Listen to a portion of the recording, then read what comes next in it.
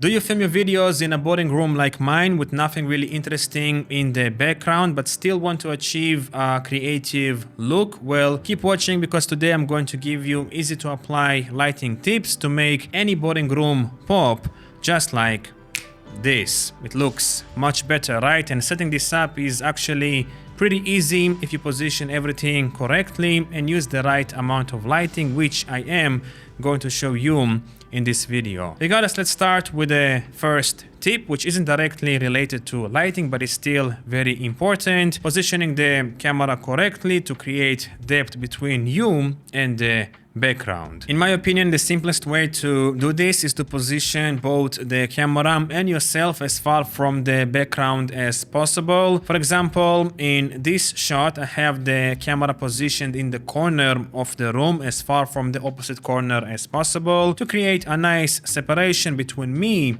and the background. Basically, all you need to remember is to avoid placing yourself close to the background if you want to create depth in the shot, which I assume you do. Next, I recommend carefully choosing the right focal length and aperture because it makes a significant difference in my opinion. For talking head shots like this, somewhere between 20 to 35 millimeters with an aperture of at least f4, preferably f2.8 should work great in most cases. Personally, I'm using a 35mm f1.8 lens because I prefer the slightly tighter look and stronger background blur. However, if you have a smaller room or interesting things to show in the background, somewhere between 20 to 24 millimeters should work much better. Now, if you're using a smartphone to film your videos, it can be challenging to create a blurry background because smartphones usually produce a deep depth of field, not shallow depth of field due to their small sensor size. In this case, you could try using something like cinematic mode on the iPhone to create a fake blurry background. As far as I know, it looks pretty good if you don't overdo it. Or you can simply add a slight blur to the edges of the frame in post-production with something like background defocus in DaVinci Resolve. Just for comparison, I've reduced the aperture on my camera to f9 to somewhat imitate the smartphone look, and as you can see, the background blur isn't too strong right now, but I can enable background defocus in DaVinci Resolve and it should make the edges of the frame slightly blurrier, which hopefully will separate me a bit more from the background. Regardless, let's now move on to lighting. My first tip for lighting to make things easier later on is to eliminate all existing light sources in the room before adding any new ones. This includes closing the window blinds and turning off all artificial lights, allowing you to start with a blank canvas and gradually build up your lighting setup with lights you can control. Regardless, after this, you should introduce the first light, the key light, which will illuminate you. The key light I'm using today is the iFootage 60DN, which was kindly sent to me by iFootage. It currently costs $140 on Amazon. It's very compact and lightweight at only 760 grams. It's very bright with a 70-watt output, can be powered through various options such as DC or 100-watt USB-C, has a fixed color temperature of 5600 Kelvin with high color accuracy of 1990 LCI and 98 CRI, has a cooling fan with various loudness modes and can be controlled via Bluetooth on your phone. I've been using this light as my main light for the past couple of weeks and I can mostly say positive things about it, except that you need to use an adapter to mount Bowens mount accessories, which at least comes in the box if you buy the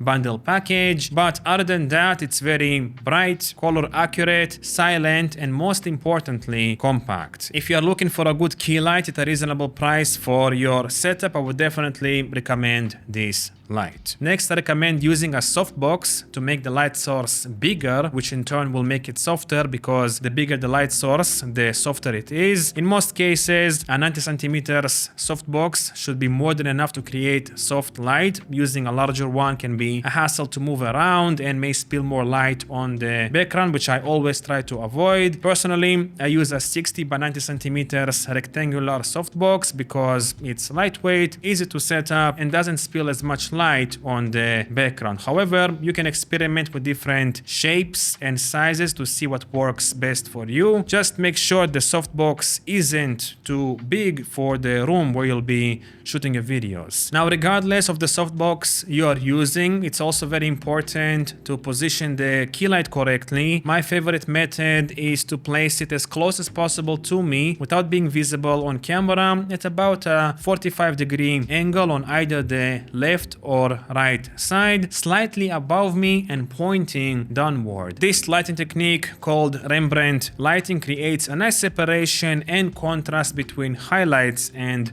shadows, adding more depth to the shot. However, for some of you, this lighting technique can be a bit too harsh, creating too much separation between highlights and shadows. If that's the case, you can put something like a white foam board out of the frame next to the dark side of your face to bounce the light back onto you, making the shadows slightly less harsh. You can also try adjusting the intensity of the bounce by moving the white foam board closer or further away from you, or you can just rotate the key light to be slightly more parallel to you and the camera, which will reduce the overall contrast. For example, instead of positioning the light at about a 45-degree angle to your side, you can reduce it to about 25-30 degrees to make the transition between highlights and shadows a bit less harsh on your face. Next, if you find that the light is spilling too much on the background and you want to make it darker, you can also try attaching a honeycomb grid to the softbox to make the light more directional. Personally, I'm not using a grid with my setup because I find the light spill to be minimal with my softbox. However, if you are filming in a very small room, using a grid can help you to further control your lighting. Moving on, another way to make the background darker is by increasing the brightness of the key light and reducing the camera's exposure using either ISO, shutter speed, aperture, or with an ND filter, which I think is the best option because it won't affect noise, motion blur, or depth of field. Basically, if you want the background to be darker than yourself, you should increase the brightness of your key light and reduce the camera's exposure, whereas if you want everything to be more evenly lit, you should increase the camera's exposure and decrease the brightness of your key light. Regardless, another important tip I can give you is to add some practical lights and a rim light to further separate yourself from the background. Practical lights are basically extra light sources visible within the frame that make the scene look more natural, while a rim light is designed to light you from the back, creating an outline around you to further separate you from the background. For example, I've just turned on these two lights behind me, which now act as practical lights, making this scene feel slightly more natural, but the tube light behind me also acts as a rim light, illuminating my back, shoulder, and this part of my face, further separating me from the background. Basically, if you want the room atmosphere to feel more natural and cozy, add some practical lights like floor lamps, desk lamps, or candles. And if you want to further separate yourself from the background, try adding a rim light either visible in the frame or out of the frame to create an outline around you, but make sure to position it on the opposite side of the key light for the best results. So if the key light is on your left side, you should usually position the rim light behind you on the right side. Moving on, another thing you can do is create shapes and patterns in the background using lighting, just like this. As you can see, it makes the background much more interesting and it was super easy to set up. I just put a compact RGB light on top of the cabinet behind me, chose a warm color and pointed the light at the background to create an interesting pattern. When doing this, there is no right or wrong way to do it. It's all about experimenting with different colors, brightness levels, and light positioning to create unique shapes and patterns with lighting. Alright, finally I want to show you a couple of tricks you can do in post-production to make your lighting look even better. This is something I was neglecting for a very long time, but it is very important. So first of all, I would recommend to always adjust your white balance, no matter how good and color accurate your key light is it's very important to do some basic tweaks to the white balance, because usually even if you put the correct white balance in camera and use a very color accurate light, you'll still need to do some minor tweaks. Like for example, in this shot, as you can see, out of camera, it looks a bit too warm and red. So I can go here to my balance node, go to my color wheels, and then slightly reduce the red, and then slightly reduce the warmth.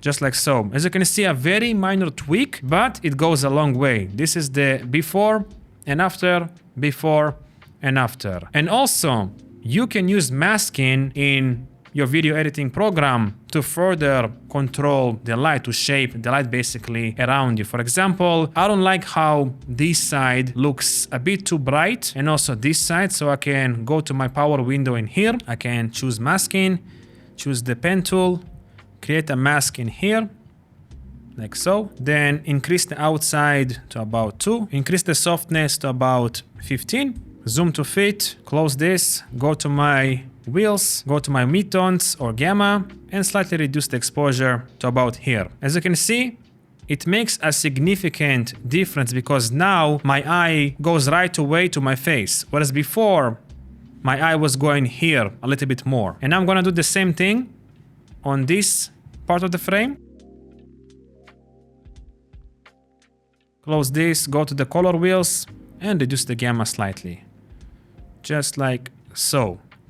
I'm gonna go back here, increase it a bit more actually, and I think I'm done. I'm gonna select these two nodes and look at the difference.